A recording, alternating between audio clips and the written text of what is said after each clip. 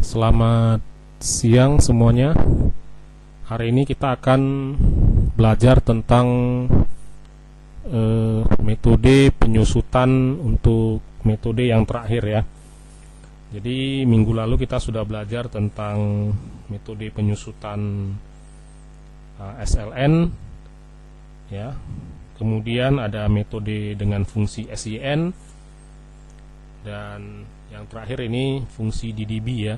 Jadi fungsi DDB ini merupakan fungsi untuk menghitung penyusutan dengan metode saldo menurun ganda ya.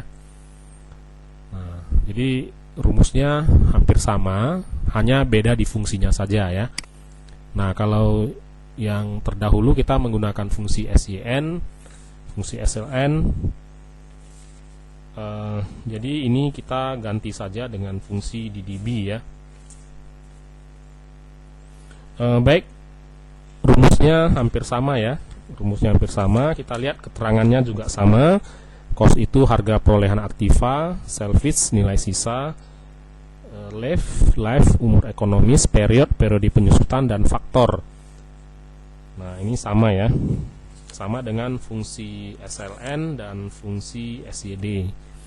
Kita langsung saja menuju ke tabel. Di sini kita buat harga perolehan yang seperti kita buat di minggu lalu dengan tabel yang sama. Dengan umur ekonomis 5 tahun, nilai sisa 10 juta, dan akumulasi penyusutan berlangsung selama 5 periode, yakni 5 tahun. Nah, langsung saja untuk menghitung penyusutan ya, kita langsung saja masukkan rumus. Pertama-tama kita arahkan kursor dulu ke tempat yang mau kita isi ya, kolom untuk mengisi penyusutan. Kemudian kita pilih formula, kemudian kita pilih finansial. Nah, kita cari DDB ya, financial itu keuangan.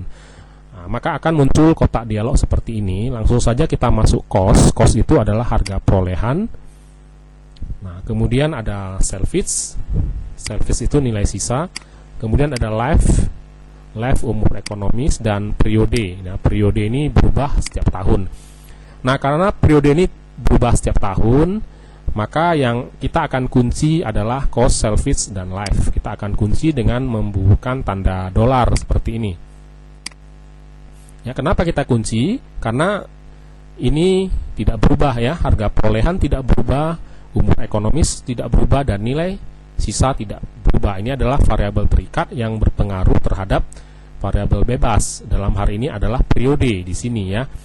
Nah, kalau kita tidak menguncinya ya, maka Excel akan menghitung dengan metode yang lain ya, atau mencari yang lain, atau metode menurun. Nah, ini boleh kita coba nanti untuk kegagalannya. Tapi ini yang benarnya seperti ini dulu ya. Oke, maka akan didapat penyusutan sebesar 34 juta ya. Dan kita akan coba kopikan ke bawah, maka kita sudah mendapatkan hasil yang benar ya. Penyusutannya sebesar 34 juta, 2400, dan seterusnya ya. Jadi ini sudah benar. Nah, kalau tadi kita tidak menguncinya ya, misalnya kita hilangkan tanda dolar seperti ini. Nah, bagaimana hasilnya nanti kita lihat. Kita buang tanda dolar ya. Misalnya. Ya, memang benar ya, memang benar yang penyusutan tahun pertama, tapi kita kalau copy ke bawah, maka dia tidak akan mendapatkan hasilnya seperti ini. Oke, bisa dipahami ya. Nah, jadi kita perlu mengunci variabel terikat ini ya. Oke, kita kembali lagi ke rumus tadi ya. Nah, ini rumus yang kita pakai sudah benar ya. Nah, sudah benar seperti rumus ini, DDB, cost, service, life period, dan faktor. Oke, untuk akumulasi penyusutan, kita akan pindahkan penyusutan tahun pertama. Caranya kita copy dan kita paste dengan tanda value seperti ini ya. Maka sudah berpindah. Akumulasi penyusutan tahun pertama sebesar 34 juta. Nah, untuk mencari nilai sisa ya. Nilai sisa ini ya, kita kurangi harga perolehan, dikurangi dengan akumulasi penyusutan ya. Maka dapat adalah hasilnya 51, maka didapat hasilnya adalah 51 juta ya. Nah, kalau kita copy ke bawah, ini belum belum mendapatkan hasil. Nah, hasilnya belum dapat. Kenapa? Karena nilai sisa ini sangat berpengaruh kepada nilai-nilai yang ada di sini ya, nilai akumulasi penyusutan yang ada di sini.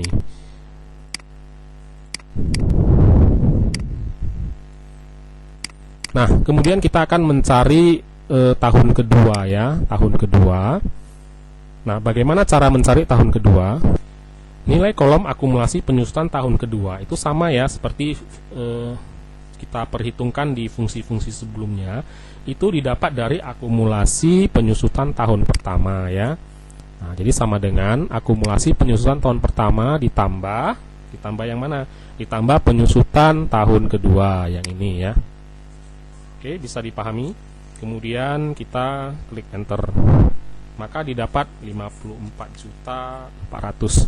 Nah, karena ini berubah terus ya, setiap tahun ini berubah, maka ini kita cukup kopikan aja ke bawah dan rumus hasilnya tidak berubah. Kenapa? Ini tidak perlu kita kunci karena ini memang berubah, bebas dia ya, berubah sesuai dengan periode per tahunnya. Oke, bisa dipahami ya. Nah, untuk nilai sisa ya, nilai sisa coba kita kopikan di sini. Nah, ini salah.